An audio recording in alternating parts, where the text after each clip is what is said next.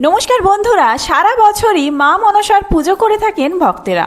তবে আষাঢ়, শ্রাবণ এবং ভাদ্র মাসে মনসা পুজো, অষ্টনাগ পুজো এবং নাগ পঞ্চমীর পুজোর বিশেষ প্রচলন রয়েছে। কারণ এই সময় সাপের উপদ্রব বাড়ে, তাই পরিবার পরিজনের মঙ্গল কামনায় সাপের উপদ্রবের হাত থেকে রক্ষা পেতে মা মনসা দেবীর পুজো করে থাকেন গ্রাম বাংলার বধূরা।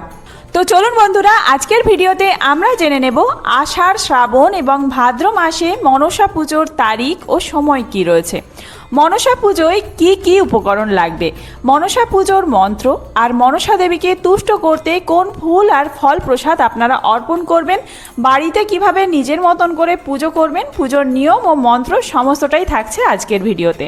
তো চলুন বন্ধুরা, আর দেরি না করে ভিডিওটি শুরু করা যাক। যদি আমার চ্যানেলে নতুন হয়ে থাকেন অবশ্যই চ্যানেলটি সাবস্ক্রাইব করে এবং ভিডিওতে একটি লাইক করে শেষ পর্যন্ত সাথে থাকবেন।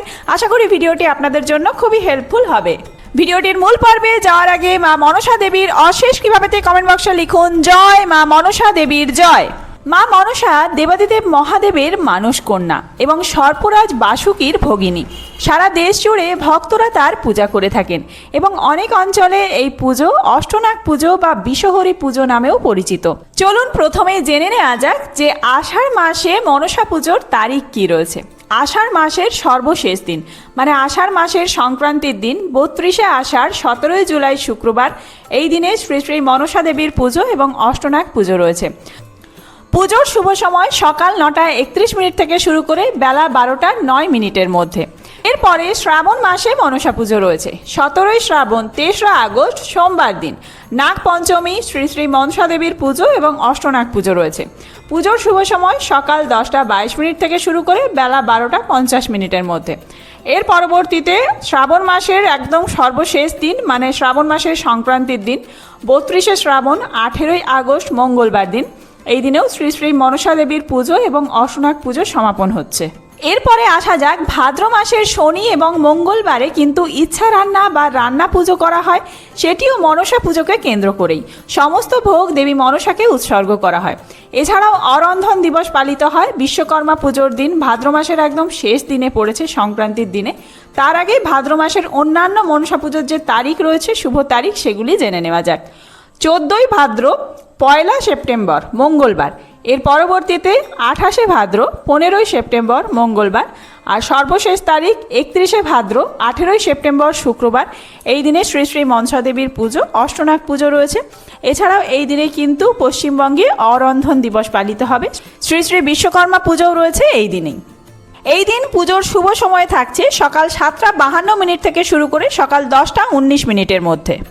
এবার চলুন জেনে নেওয়া যাক বাড়িতে আপনারা কিভাবে মনসা দেবীর পুজো করবেন। কোনো কোনো পরিবারে মনসার প্রতিমা বা পটের পুজো করা হলেও গ্রামাঞ্চলে সাধারণত মাটির ঘট, সর্প অঙ্কিত ঝাঁপিতে অথবা সিজ মানে মনসা গাছ বা গাছের ডালের সামনে এই পুজো সম্পন্ন করা হয়।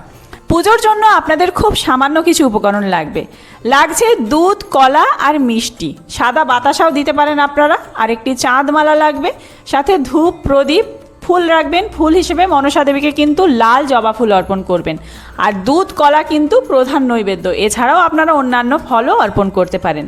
পুজোর দিন ভক্তরা উপবাস থেকে দুধ, কলা, মিষ্টি দিয়ে মনসা দেবীকে ভোগ নিবেদন করবেন। মানে মনসা গাছ বা মনসা দেবীর চিত্র অথবা ঘটেও যদি পুজো করে থাকেন তাতেই আপনারা কলা এবং দুধ অর্পণ করবেন, চাঁদমালাটি পরিয়ে দেবেন, তারপরে একটি বাতাসা দেবেন আস্তে আস্তে, তারপরে আপনারা দুধটি পুরোটি ঢেলে দেবেন। কিছুটি দুধ রাখতে পারেন, সেটি আপনারা পরবর্তীতে প্রসাদ হিসেবে গ্রহণ করতে পারেন। তবে পুজোর শুরুতেই কিন্তু আপনাদেরকে মালা অর্পণ করে নিতে হবে এবং দুধ ঢালার পরে ফুল অর্পণ করবেন।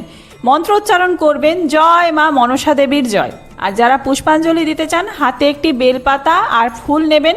বেলপাতা আর ফুল নিয়ে এসো সচন্দন বিল্লপত্র পুষ্পাঞ্জলি ওং শ্রী মনসা দেব্যই নমঃ, এই মন্ত্র 3 বার করে উচ্চারণ করে আপনারা ফুল আর বেলপাতা অর্পণ করবেন মনসা দেবীর চরণে। সব শেষে ধূপ আর দীপ দেখিয়ে আরতি করবেন। তবে অনেকেই বলে থাকেন যে ধূপ দেখাতে নেই মনসা দেবীকে। আপনাদের বাড়িতে যদি সেরকম কিছু নিয়ম থাকে, ধূপ না দেখিয়ে শুধুমাত্র প্রদীপ দেখিয়ে আরতি করবেন। তো বন্ধুরা, আজকের ভিডিওটি এই পর্যন্তই। এইভাবেই আপনারা বাড়িতে মনসা দেবীর পুজো করতে পারেন। এছাড়াও যাদের বাড়িতে রান্না পুজো হয় তারাও কিন্তু এইভাবে রান্না পুজোর দিনে মানে যেদিন পুজো রয়েছে সেই দিনে মনসা দেবীকে এইভাবেই আরাধনা করতে পারেন। খুব তাড়াতাড়ি নতুন কোনো ভিডিও নিয়ে আসছি, সেই সমস্ত ভিডিও দেখার জন্য অবশ্যই চ্যানেলটি সাবস্ক্রাইব করে সাথে থাকবেন। আর এই ভিডিওটি যদি হেল্পফুল হয়ে থাকে বন্ধুদের মধ্যে অনেক অনেক বেশি শেয়ার করবেন। ধন্যবাদ।